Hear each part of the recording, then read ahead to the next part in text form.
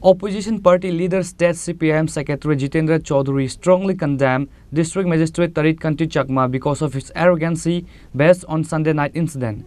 Jitendra Chaudhary said Gumoti District Magistrate Tarit Kanti Chakma's behavior with two public representatives is not at all acceptable and condemnable. Is it because of his arrogant attitude Gumoti District Magistrate Tarit Kanti Chakma is not receiving anybody's phone call? No matter if the call is from the MLA, EM or MDC's phone. Tarit Kanti Chakma always ignored a public representative's call. Tarit Kanti Chakma did not value the phone call of opposition leader Jitendra Chaudhary or MLA Subib Roy Burman.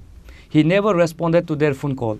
Similarly, over the last couple of months, Tarit Kanti Chakma is ignoring the phone call of Maharaja Pradyut Kishore Debbarma and ADC's CEM and EM call. Which is why on Sunday night, Bubagra Pradyut Kishore Debbarma himself along with ADC's CEM Purnachandra Jamatia went to his government residence house to meet District Magistrate Tarit Kanti Chakma directly. However, DM Tarit Kanti Chakma refused to meet Bubagra even though he was present at his residence. Bubagra and ADC's CEM was insulted by Gumoti District Magistrate. Opposition party leader State CPIM Secretary Jitendra Chaudhary strongly condemned District Magistrate Tarit Kanti Chakma because of his arrogancy based on Sunday night incident. Jitendra Chaudhary requested state government to sensitize such officers. No matter how big officers can be, but such arrogancy is unacceptable and condemnable, said Jitendra Chaudhary. বিষয়টা নিয়ে ইতিমধ্যেই আমি আমার প্রতিক্রিয়া জানিয়েছি। হ্যাঁ, গতকাল দিনটা ছিল রবিবার, ছুটির দিন, এবং সময়টাও একটু কি বলে রাত 10টা, একটু অসময়। এই সময়তে সাধারণত সরকারি আমলা কেন অন্য সাধারণ মানুষও একজনের বাড়িতে আরেকজন যান না সচরাচর।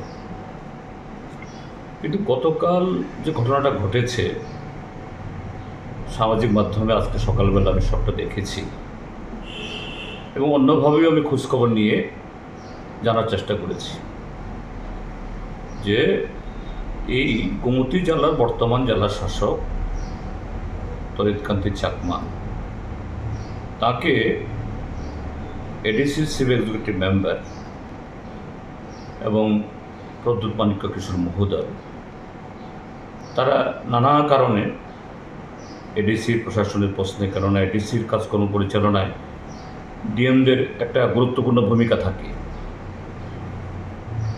তা না হলে জেলা পর্যায়ে উন্নয়নমূলক কাজ, এডিসির তো উন্নয়নমূলক কাজ ছাড়া তো অন্য কোনো কাজ নেই, এতে প্রতিবন্ধকতা তৈরি হয়। তারা যোগাযোগ করার চেষ্টা করেছেন কিন্তু ডিএম টেলিফোন তুলেন না। গতকালও তারা এইভাবেই তার সাথে কথা বলতে চেষ্টা করেছেন। এটা পূর্ণচন্দ্র জমাতিয়া বা প্রদ্যুৎ মাণিক্য কিশোরের কাছ থেকে আমার জানা না, আমি অন্যভাবে জানার চেষ্টা করেছি। তো বাধ্য হয়ে তারা এরকম অড টাইমে তারা গেছেন। হ্যাঁ, ঠিক যে কেন অড টাইমে যাবেন, কিন্তু পরিস্থিতি বাধ্য করেছে ডিএম মহোদয় স্বয়ং। তিনি ঠিক আছে বাড়ির দরজা খুললেন না, তাদেরকে বসার জন্য আমন্ত্রণ জানালেন না, 10 মিনিট কথা বললেন না। টেলিফোনে তো একটা কথা বলতে পারতেন সৌজন্য স্বরূপ যে অন্যদিন আসুন বা আগামীকাল টেলিফোনে কথা বলুন, আমি এই সময়তে ব্যস্ত আছি। কিন্তু তার দরজাই খুলল না, পত্রপাত বিদায় করে দিল সিকিউরিটি দিয়ে।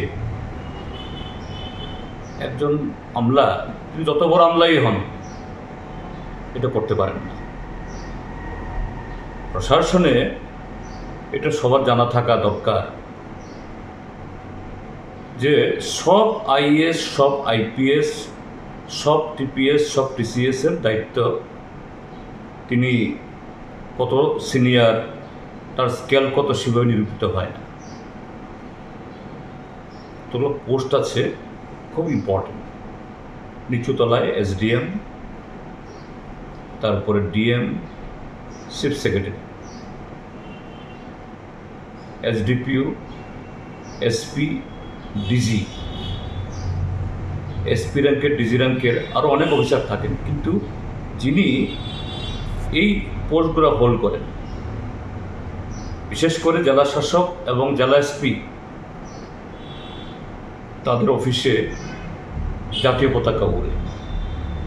সিনিয়র মোস্ট আইএস বা সিনিয়র মোস্ট আইপিএস হলেও অন্য অফিসে জাতীয় পতাকা উড়ে না কেন?